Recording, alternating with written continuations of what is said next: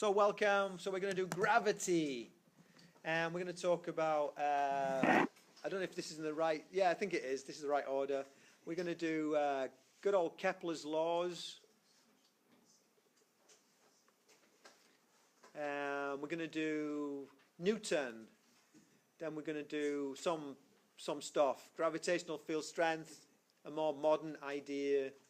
Potential energy difference, potential energy, gravitational potential, and escape speed. I don't care so much about escape speed. It's kind of like, fine, you can figure it out. These guys up here, I'd say there. All of these, if I teach you this well, I've taught you 2 chapters in Physics 2. It's because it's like the same stuff. It's just different context. So really, it's a great idea if you can kind of get as comfortable as you can with this bit now, because it's going to come back, and you'll be way ahead. So it's useful stuff. So let's talk about Kepler. So a little bit of history. So back in the day, Democritus. Yeah, I think it was Democritus, said that the sun was the center of the universe. And then a bit later, Aristotle and Ptolemy came along and said, no, the earth is the center of the universe. If the sun was the center of the universe, then we'd be going around the sun and we'd be blown off the earth. We'd feel like, you close your eyes and you're riding in your cart, and you're riding in your cart. Motion occurs. So we clearly can't be moving, so that old guy was just like nonsense. And that was what Aristotle kind of like stumbled with, and I think Ptolemy similarly. They were only able to see what they could see, and they couldn't generalize particularly. And so, yeah, when you close your eyes and you're on a cart, you can feel the wind blowing on you, but supposing there's no wind, well, you feel the jiggling of the cart. Well, supposing it's a smooth road, well, you hear the wheels. Well, supposing they're silent wheels. Because really, you can't feel speed. You can feel acceleration, and yeah, you're accelerating like crazy as you go over every bump, and the thing's lurching backwards and forwards. But if you had a smooth ride, you wouldn't know that you're moving. How many times have you been to sleep on an aeroplane and you wake up and it's like, you're not really aware of you're doing 500 miles an hour. But as far as Ptolemy and Aristotle were concerned, you would have done. You would have intrinsically known it. So they became the sway, the dogma, and that's what they taught for the next 1,500 years. That was taught that Earth-centered universe. And Ptolemy was the one who mathematically did his calculations, and the reason why, why were all these ancient Greeks lolling around the place just doing astronomy, when I thought back in the day we were all hard up. I thought the idea was society progressed. We don't get to sit around lolling around just thinking about science. So how can a society 2,000 years ago afford people who are lolling around thinking about, this stuff? And actually the reason was because there were rich people and there were poor people, and the rich people wanted an edge. They wanted to kind of tip the scales of life in their favor, and so they were willing to pay people who could tell the future based on their horoscopes. So we had astronomy and astrology, and they were linked. And they were linked until about 150, 200 years ago. Not just in the back of the Sunday paper, there was like, it wasn't that they were linked because we still had, those canned horoscopes. It was like smart people saw them as being linked. Galileo taught astronomy to doctors so that they could then cast better horoscopes, so there was a better chance when they cut you open that you'd live, because the stars were aligned so that So, and what happened was Ptolemy and his followers basically spent 1,500 years making this model of the Earth-centered universe better and better and better. So it could predict. What they wanted was, if I attack next spring, is that good or bad, and what day is best? So they would look at your birth information, and they'd look at the next spring on a given day and say, this is great for you and bad for the other person, so go for it. And from a physics point of view, it's complete nonsense. And so it's like a 50-50 chance. Well, maybe even less than that. But, you either say it's good or bad, so there's a 50-50 chance that you'll be right. But man, if you're right, that powerful rich person showers you with gold. So I suspect a few astrologers kind of looked at your army and looked at the opposing army and said, I don't think so. Because I don't think this army's going to make it. Oh, look, the stars say don't do it. That's what I would do. I'd look at it, but then I'd also use my head and say, well, maybe not.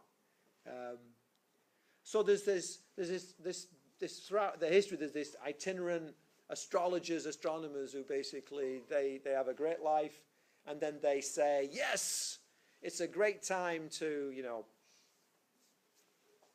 invade your neighbor's vineyards, and it's not. And so they get kicked out, and they wander across until they get to another rich person. And then they say, oh, we need, now tell me. And you have a few good years, and then you go off. And they're not making it up. They are looking at the stars. I mean, they're interested in it. So Ptolemy's model was incredibly complicated. It was like 22 wheels, like a clockwork, 22 wheels within wheels.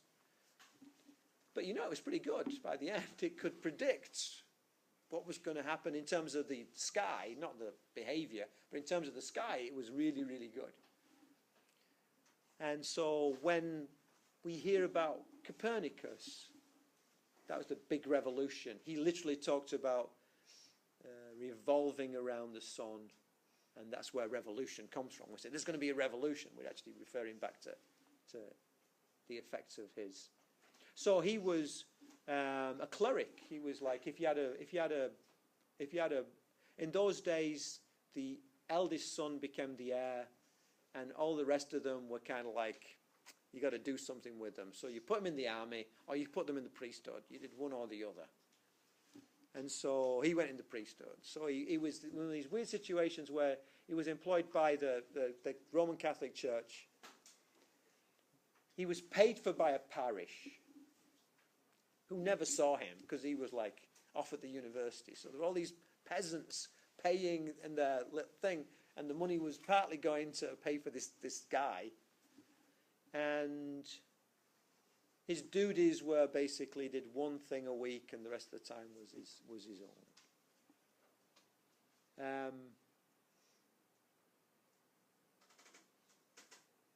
And he loved astronomy. And at the time, this was before the Royal Society. It was before the Great Awakening, the Enlightenment. Basically, at the time, science was, I did something, I'd tell my 5 friends, and they'd tell their 5 friends, and I'd write a letter, and they'd write letters, and all that kind of stuff. So it was very organic, you'd say, in its dissemination of the information. And so a lot of bad information was out there, because no one checked things. It was just like, And there was some French astronomer said something about a comet that Copernicus was just outraged about, and he basically just felt like he had to say something. And so he got a bit of a name for himself as, kind of like having specific ideas. And there was another guy whose name I can never remember, who was actually a Protestant, so he was in Northern Europe, who was also keen on astronomy, and he actually snuck across the border. There was a real border between the Catholic and the Protestant side. And they regarded, Protestants as heretics. It was life and death. It was not good. He snuck across and went to see Copernicus and said, "You got to write down your ideas. You got to write them down." And he didn't want to know. You got to write them down. You got to write them down. And persuaded him and stayed with him for about 18 months to write down his ideas about the sun-centered universe. And actually, just before the very end, when Copernicus was getting quite ill and the book was almost finished, the heat got on, so the guy had to get out of there, so he left. And another guy was brought in. "You're going to finish this thing off." And so they finished the book, and the printing had just come out. It was almost like, it's a bit like the internet. Suddenly you had freedom for the internet. Suddenly they had printing, so they could make 100 books and send them out. It was amazing. So that's what they're going to do. They were like, high-tech rebels of their day, and they were going to do this thing.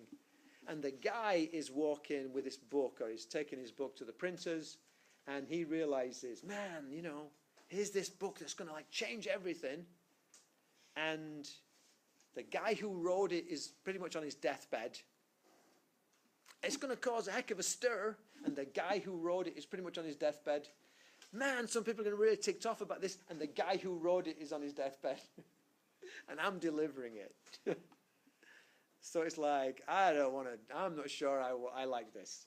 So at the last minute, what he does is, as he hands it to the printers, he puts a little front piece in, saying, we want to emphasize that these are just mathematical calculations. This is not, the sun being at the center of the universe is not a statement of reality. It's just a way of calculating, what happens in the night sky with the planets in a more simple, more straightforward way. So he cast it as a math cheat. And as he brought the book back, and Copernicus saw it and was just outraged, because he believed with all his heart that the sun was the center of the universe, and this get out was like stabbing him in the back. The guy who handed it in, I understand exactly what he was doing. He was trying to make sure he did have a long life, And he published it, and no one cared. It's actually quite interesting. No one cared. Because what they did was they did the calculation based on Ptolemy's theories, which had been 1,500 years and been perfected, which are complicated. And they did the calculation using Kepler's sun-centered model, which was incredibly simple. And Copernicus. And Copernicus's model was awful. It was wrong. It was wrong. And when they compared, well, look, is this, this guy, is no longer with us, who basically had this crazy idea that doesn't work. So he's no threat to us. And so they didn't go looking for the guy, because he's no threat. No one cared. Yeah, read it if you want. It's nonsense. It's no threat. And the reason why it was no threat was because Copernicus had made a mistake. Because he didn't know. He knew the sun was the center. What he believed was that the planets must follow circular orbits.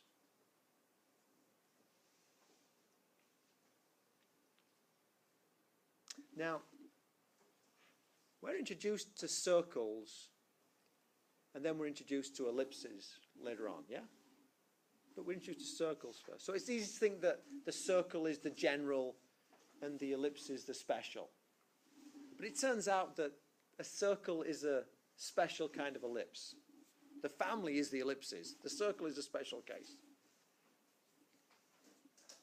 So in a way, is assuming the special case for this general, why should it be a circle? It's got to be pretty clever to be a circle, but an ellipse is, it's like if you draw a four-sided object with 90 degrees in the corners, the chances are you're going to draw a rectangle. Because the chances are you're going to get some of the lengths the wrong side. Every now and then you'll draw a circle. But we tend to think of circles as been the general, and the rectangle has been because we learn about them in that order. So it'd be very shocking if they were circular orbits. They're probably going to be elliptical orbits. And because he put the circle in, his calculations were all wrong. Not very good. They're roughly right, but, you know. And the reason why he put a circle in is because, and this is where the religion comes in, he believed he was describing something that was made by, you know, a creator who had a plan and an intelligence and preferences. And he believed that there was a preference for designing things with circles. That a being would not pick an ellipse because it wasn't somehow pure. They must pick a circle because it's somehow pure. It's like saying, you know, that all-powerful being would prefer the color blue. You know, why? You know, well, we think, you know. So it was like this.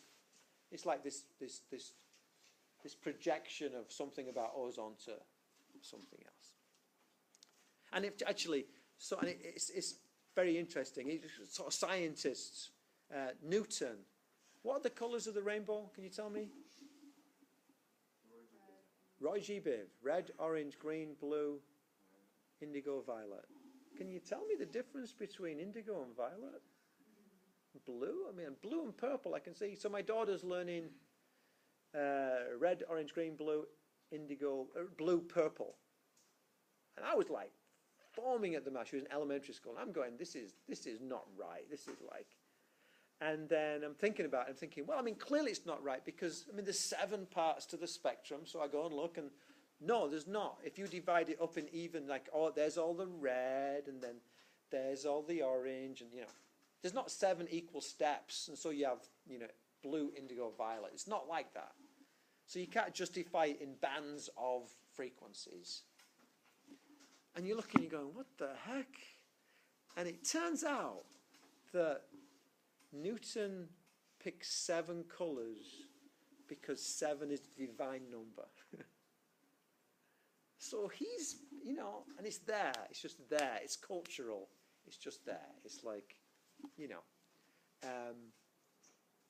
So poor old Copernicus was right, and at this last little bit, he put circular orbits and they're not circular orbits.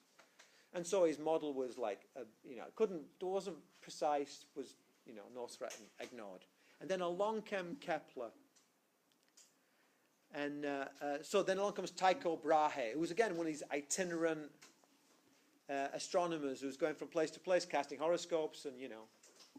And he ends up on this island, like in the middle of the North Sea or something. And it's got an observatory. It's great. And every now and then he's dragged out for dinner, and he's got to like entertain the guests of the moneyed person, and he's got to cast horoscopes every now and then and all that kind of stuff. And he wants to know he wants to know the mathematics of the universe. He believes in the sun-centered model, and he wants to know the mathematics of it. And the analogy I like to think of is it's like, imagine going to Disney World and doing the teacup ride. And imagine all the lights went out. There were only just one or two lights on each of the teacups. And you're on a spinning teacup, watching all the other teacups. You know the ride I mean? The one where it kind of like, they go in and out, and they go around each other and all that. And you've got to work out the equation for that. That's what he was about. I mean, really, that's what he was trying to do. Look at the planets, look at the background of stars, and work out the mathematics of what's going on. And he wasn't up to it. He was like, he had a good idea, but he couldn't do it. And he'd get assistants, as you do. And he had a whole series of assistants, and none of them were up to it. He had a lifetime of data, and none of them could crack it. And then he got Kepler right at the end. And he gave Kepler all of the data on Mars. Wouldn't give him the whole thing, because, you know, it's like power. It's like, I got this stuff. He gave him just a bit on Mars, and Kepler, sure enough, started making progress. And kept asking for more data, and he was like, very carefully, you know. And then Tycho Brahe died. So then Kepler's got the library. He's got all of it. And it takes him a while. It took him something like 15 years, I think. But he came up with 3 laws based on that. And the first law was all the planets move in elliptical orbits. Man, poor old Copernicus. All the planets move in elliptical orbit. Now, an ellipse is basically, if you've ever done it, it's like you have a piece of string that goes from there to there. So it's always the same length of string, but it's kind of like it forms this pattern. And the sun is at one orbit, and there's nothing at the other. The sun is at one focus, there's nothing at the other, just the way it is. Now, this is a very elliptical orbit. You can have one where you put the sun and that point pretty close together, and it looks almost circular, but it's not quite. That's what we have for most of the planets. They're very close to being circular, but they're not quite. So, for instance, for us, this might be the Earth. There's the Earth going around the sun, and sometimes we're further away, and sometimes we're nearer. By the way, when are we closest to the sun? Is it in our summertime or our wintertime? When are we closest to the sun, given that we do change our distance? Any idea?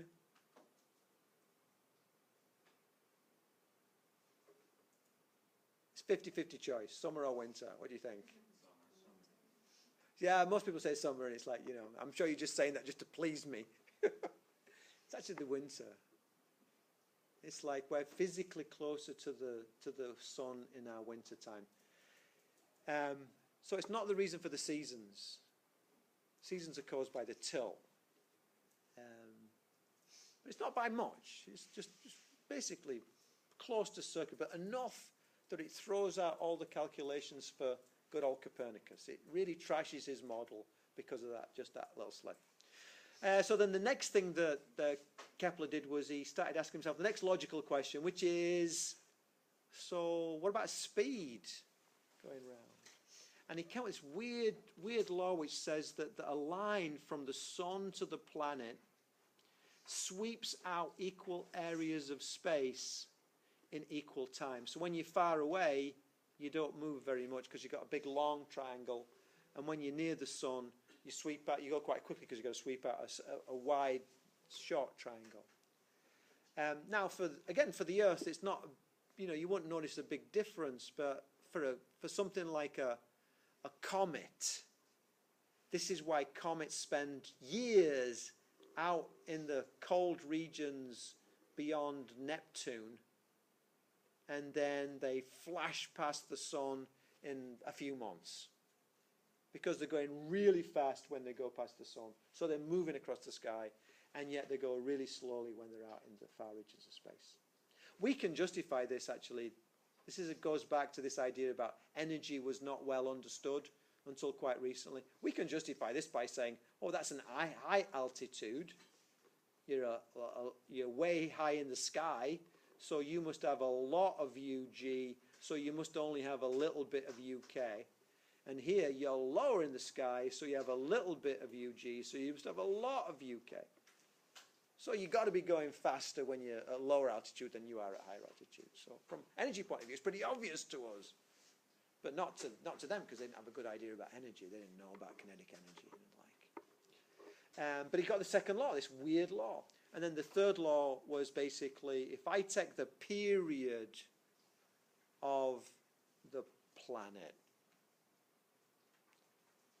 in Earth years, doesn't matter, but we'll say in Earth years, and I compare it with the average radius of the orbit, let's say. So there's a different radius at all points, so we'll take the average of those in Earth radii, not the radius of the Earth, but the Earth orbit radii. Well, under all circumstances, it's the period squared is equal to some constant times r cubed.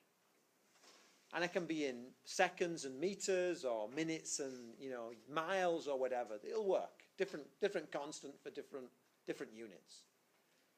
But here's the nice thing: if I choose to measure the period in Earth years, and I choose to measure the average radius of the orbit of the planet in astronomical units. Astronomical unit is the Earth's average orbital radius. We call it the astronomical unit. If I choose to measure in astronomical units and Earth years, that k equals 1, which means it's great. It's just like, works so nicely. If you're going to do meters and seconds, you've got some wacky number you've got to look up. But, so he got, I mean, man, this is like amazing. There's not really an equation. Well, there is an equation for the last bit, but it's like he got the mathematical underpinning for the motion inside our solar system, and people immediately applied that to the sun-centered model, and it worked. It worked great. So now you have a simple model that works really well compared with Ptolemy's model, which is really complicated but works well. And so that was the end of Ptolemy. It was like, this is the way to go. It's giving good numbers and it's simple. And that just reinforced the whole idea about, hey, the sun is the center of the universe. Now, the Roman Catholic Church accepted that not so long ago. But, it's that funny thing. I suspect if you talk to most Roman Catholic priests or most Roman Catholic people, they'd say, yeah, the sun's the center of the universe. It's like, it wasn't this tremendous big thing. But once an organization has set things in place and put people like Galileo under house arrest for like 10 years because he defied what they said, then you tend not to kind of say, oh, we changed our mind. You get entrenched.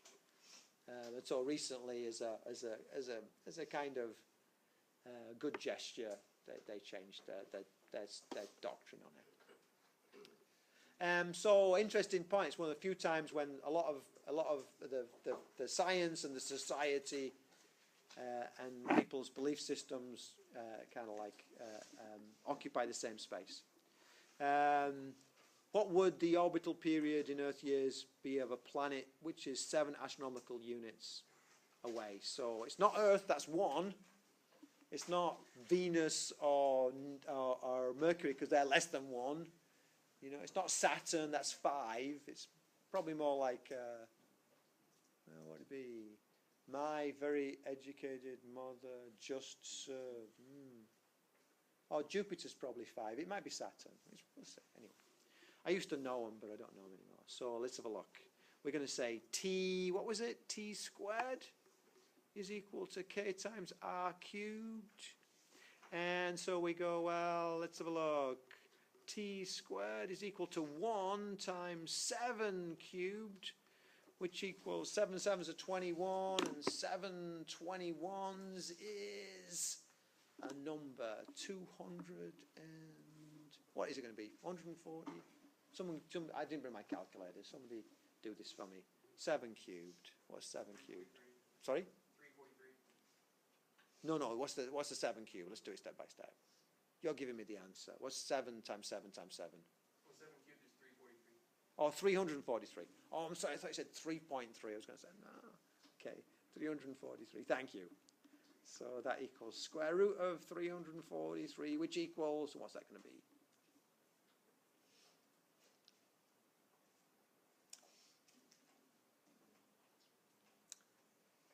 So get your cell phone out if you didn't bring a calculator. 18.52. 18.52, thanks. 18.52 Earth years. And so we're at 18.52. That's how you do. What's Neptune? How far is Neptune away? The farthest planet? Neptune? How many Earth? How many? 160. Pardon? Oh, you're talking about you're talking about period, aren't you? Yeah. Okay. I was going to get to that. How far away is Neptune from the Sun in Earth astronomical units? Anybody got a feel for that?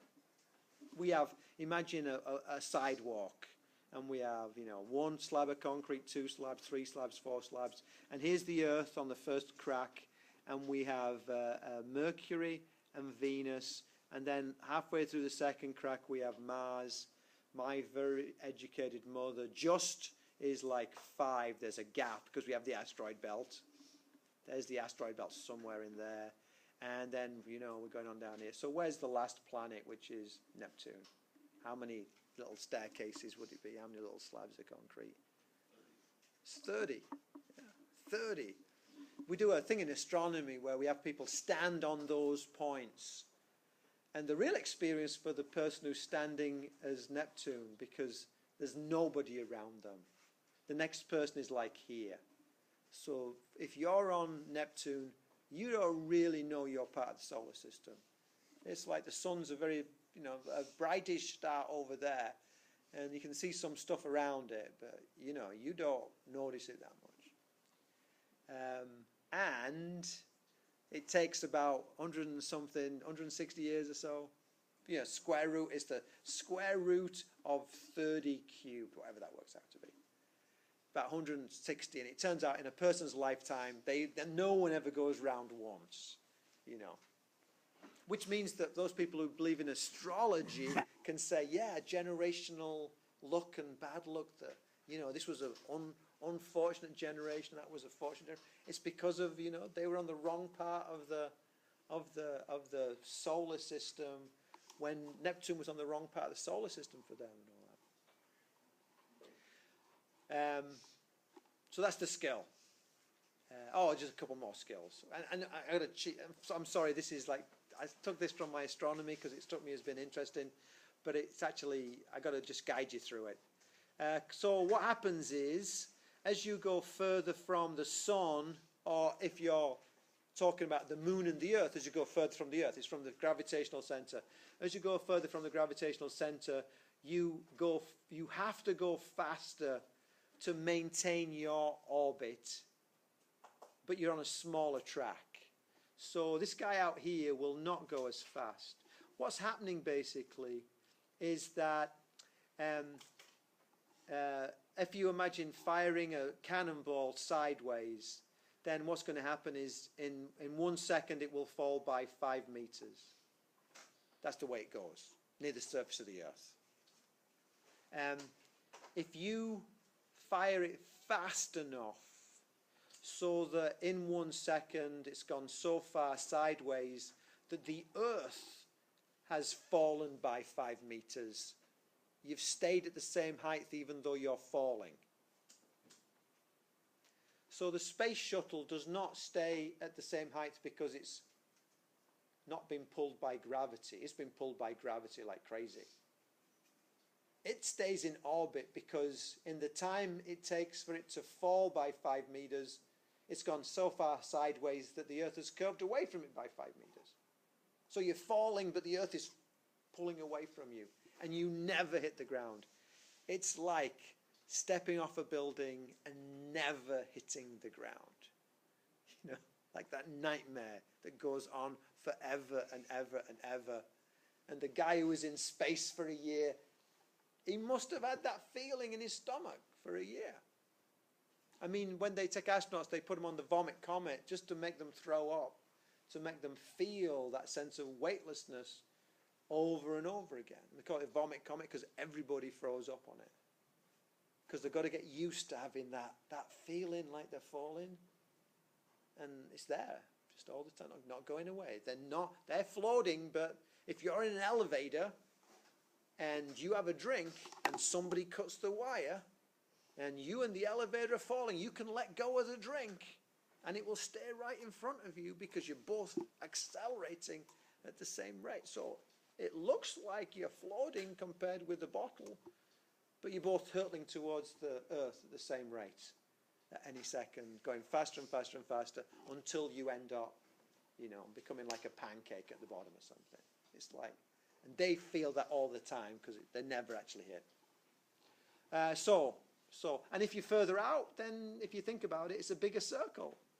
So you don't have to go as fast, So which planet has the longest year? Well, you're going slowest around the biggest track, so D would have the longest year. Which planet is moving with the greatest speed? Well, the one on the inside would have the greatest speed. Which planet has the longest orbital period? That's the same way as saying the longest year. So it would be that. Cool. So let me just pause there for a minute. Maybe that's a good place to pause. What time is it? 34. We start. Yes. Let's. Let me just pause it actually. So we're back. So let's look at this stuff which is actually really important, and we'll go from there. So we're going to do Newton's universal law of gravity, and basically Newton was sent away from Cambridge by the Black Death in Britain, and was in his family farm in Lincolnshire, and was thinking, of course, he was never stopped thinking about this stuff. And story goes, an apple hit him on the head, and he thought gravity, you know. And there is an apple tree in his yard that has rootstock on it, which is that age. I mean, there were apple trees there at the time. So. But what probably happened was he was thinking about why it is that the moon can stay in the sky and not fall to Earth, and yet an apple falls to the Earth. And his idea, and this goes back to that philosophical idea, there's this philosophical idea that the Earth is corrupt, and therefore whatever happens on Earth is somehow imperfect and base and somehow, you know, impure. But the heavens are pure, and so there was this argument that the moon was a perfect orb. I mean, not just like a billiard ball. You look at the thing, you know it's not like a billiard ball. You can see shadows on it, but you know, it's coloration. It's not imperfections. That's what Galileo into trouble. He looked at the moon and he saw all these craters, and he said it's just like the Alps. It looks, there's mountain ranges there, and that can't be. So there was this, I mean, a generation after Galileo, there's still this idea of up there is perfect and down here is terrible.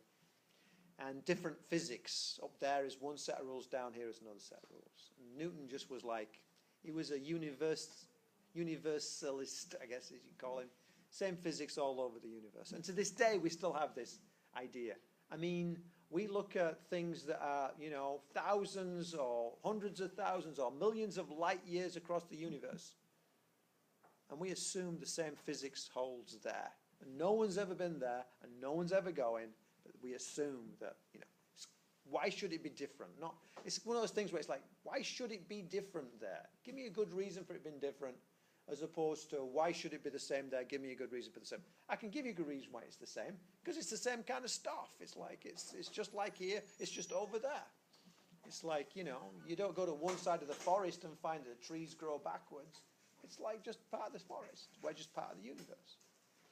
So, and he was saying, okay, so if the physics is the same, then I should be able to sort it.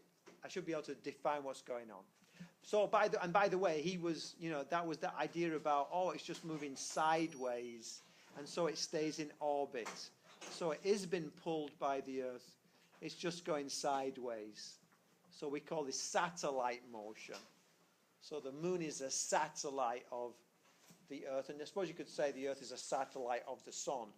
But that's the justification. It's the sideways motion that enables it to stay up there. It's not that it's not been pulled. It's that it is moving sideways. So it's falling, but never hitting. So really quite clever. And he came up in the end with this generalized formula, which is the force due to gravity depends on the planet, the sun's mass, if you like. It depends on the Earth's mass. And then it depends upon the separation between the two. And you ask yourself, and this is how equations are formulated, you say, if I were to imagine increasing the size of the sun, would I expect the pull of the sun to increase? And the answer is yes. Makes sense. It's been caused by the mass. If I increase the mass, I expect more of this effect. If I increase the mass of the thing that's been pulled, the little thing, then do I expect that the effect will increase? And yes, if I'm twice as massive, I expect there to be twice as much weight for me. And in reality, the big mass and the little mass are both doing the same thing to each other. It's just the big mass is more obvious than the little mass isn't. And then we have this separation. Well, if I increase my separation, I expect that the effect will get less. And let's think about the alternative. If the pull of gravity gets more, with separation, then that means I'd be pulled more by Pluto than I am by Earth, because the separation is so much further. So I know from just logic that you can't put the separation on the top of this equation. Because if I put the separation up here, if I put R up here, then things that are far, far, far, far away have a really big force on me. And that clearly is not true. I'm not pulled by Neptune to any noticeable extent. And I'm not pulled by the Andromeda galaxy, you know. So it's got to fall off with distance. So it's going to be on the bottom.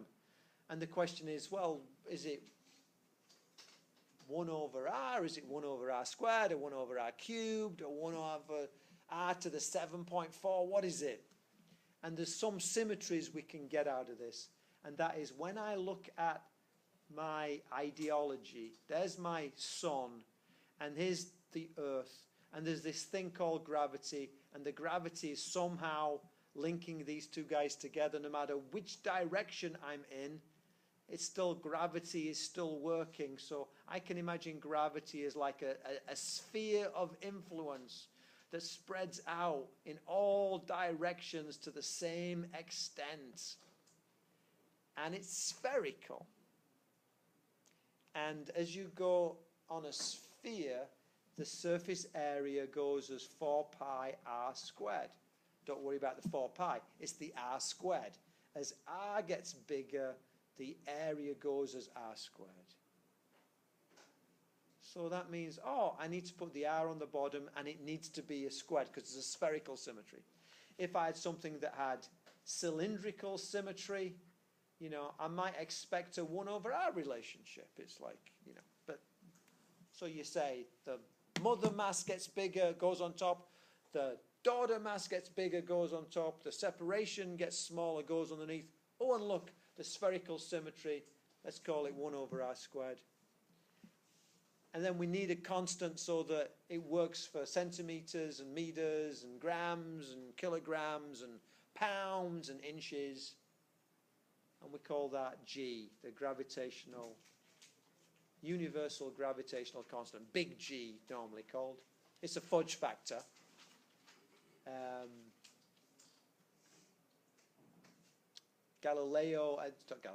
Newton had no idea what big G would be, but he could predict it existed.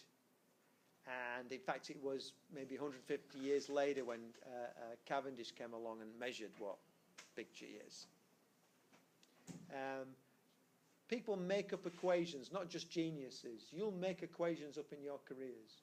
You'll be working on a gizmo, and they'll say, we don't want to know how it works. We just want to know, if I do this on the input, I'm going to get this on the output. And you're going to do a little expression that will say, when you do this, you get that. That's an equation.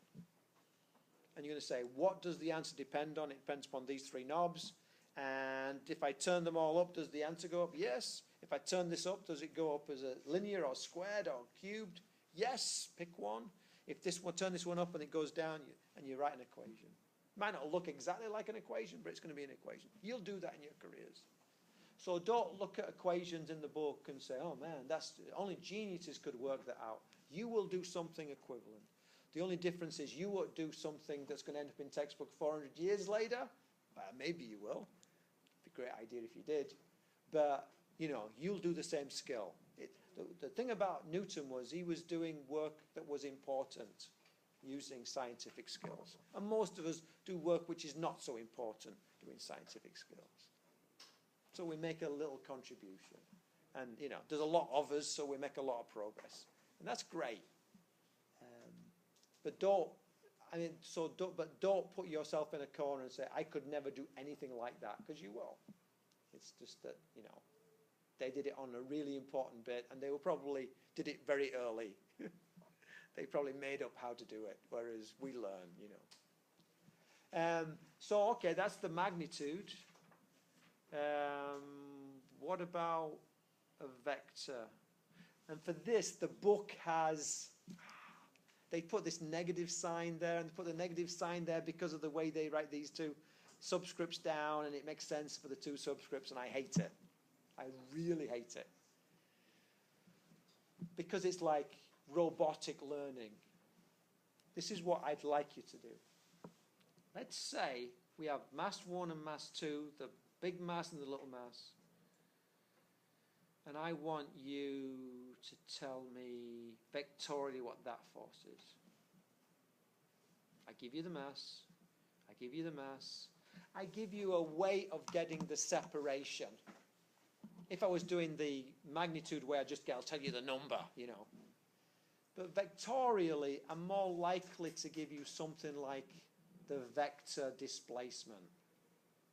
So I'm more likely to say, well, that going from the big mass to the little mass is 3I plus 2J plus 1K meters, something like that.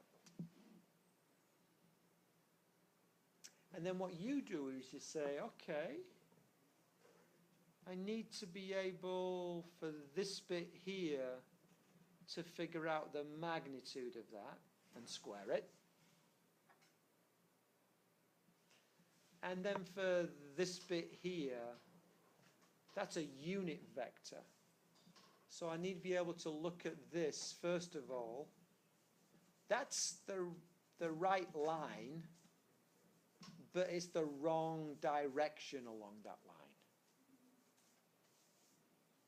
So I need somehow to take this displacement vector and make it into a unit vector, so it is a unit vector, and then make sure it's got the right direction on it. So that's the game I'm going to play. Along came Cavendish in 1798 and did a really neat experiment, a phenomenal experiment, and found that G was 6.7 times 10 to the minus 11 newtons per meter squared, etc.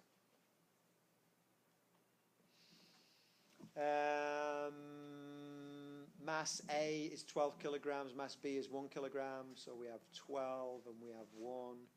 These masses are located in deep space with a separation of 2 meters. That's 2 meters. What's the magnitude of force does a 12 kilogram mass exert on the 1? So it's the pull on the 1. There's the force I want. And it's going to be Fg is equal to big G, big M, little m over r squared. So Fg is equal to big G, big M is 12, little m is 1 over 2 squared. So Fg is equal to big G, 12 over 4 is times 3. And you could put down 3G newtons in a test. I'd like that. But, you know, it's every now and then it's good to know what the actual number is. I got 3G newtons, for example. So what we do is we say, oh, that equals 3 times, what did we say that number was? It was 8.9 times 10 to the, 6.7 times 10 to the minus 11. Call it 7 times 10 to the minus 11, which equals about 21 times 10 to the minus 11 newtons. And I got 20.1 because I took the 6.7 rather than the 7. Every now and then it's good to work these things out with real numbers so you can see this is a tiny amount. Here's a 12 kilogram mass and here's a 1 kilogram mass. Imagine holding them in your hand. And the pull between them is, what would it be? 210 piconewtons. It's like nothing. We feel the Earth because it's massive. You know, it is a huge mass and we're right next to it. What force does a 1 kilogram mass exert? So here's this. There's that. There's a little bit of language there. What force does a 1 kilogram mass exert on the 12 kilogram mass? So that's the force I'm talking about. Can you just look at this thing and tell me the answer from your conceptual understanding? What would the answer be? It's going to be 3G. Why is it? Because it's an equal and opposite action-reaction pair. Last little bit. I got 2 minutes.